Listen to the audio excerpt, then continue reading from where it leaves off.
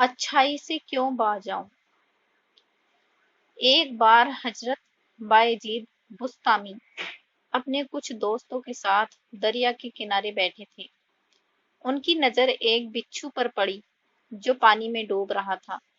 हजरत ने उसे डूबने से बचाने के लिए पकड़ा तो उसने डंक मार दिया।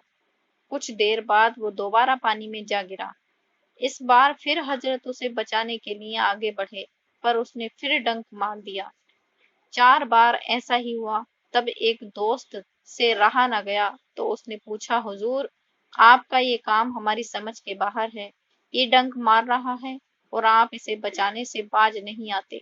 उन्होंने बहुत तकलीफ में मुस्कुराते हुए कहा कि जब ये बुराई से बाज नहीं आता तो मैं अच्छाई से क्यों बाज आऊं।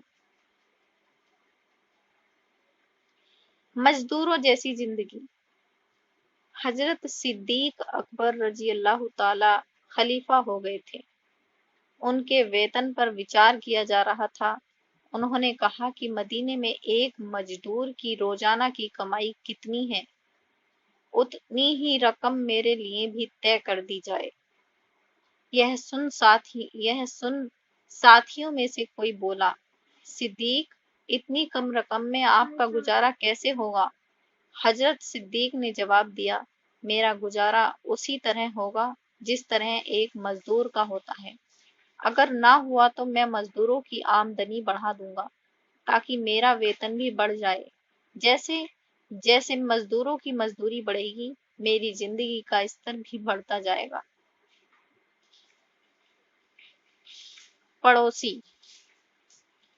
इमाम अबू हनीफ के पड़ोस में एक मोची रहता था। वह दिन भर तो अपनी झोपड़ी के दरवाजे पर सुकून से बैठकर जूते गांठता रहता, मगर शाम को शराब पीकर उधम मचाता और जोर जोर से गाने गाता। इमाम अपने मकान के किसी कोने में रात भर हर चीज से बेपरवाह इबादत में मशगूल रहते। पड़ोसी का शोर उनके कानों तक पहुंचता मगर उन्हें कभी गुस्सा नहीं आता। एक रात उन्हें उस मोची का शोर सुनाई नहीं दिया। इमाम बेचैन हो गए और बेचैनी से सुबह का इंतजार करने लगे। सुबह होते ही उन्होंने आस पड़ोस में मोची के बारे में पूछा। मालूम हुआ कि सिपाही उसे पकड़कर ले गए हैं, क्योंकि वह रात में शोर मचा मचा कर दूसरों की नींदें हराम करता था। उस समय खलीफा मंसूर की हुकूमत थी। बार बार आमंत्रित करने पर भी इमाम ने कभी उसकी दहलीज पर कदम नहीं रखा था।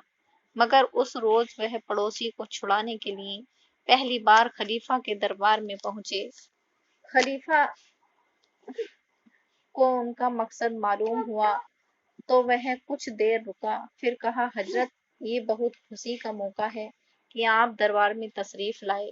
आपकी इज्जत में हमें सिर्फ आपके पड़ोसी नहीं बल्कि तमाम कैदियों के रिहाई का हुक्म देते हैं। इस वाकये का इमाम के पड़ोसी पर इतना गहरा असर हुआ कि उसने शराब छोड़ दी और फिर उसने मोहल्ले वालों को कभी परेशान नहीं किया।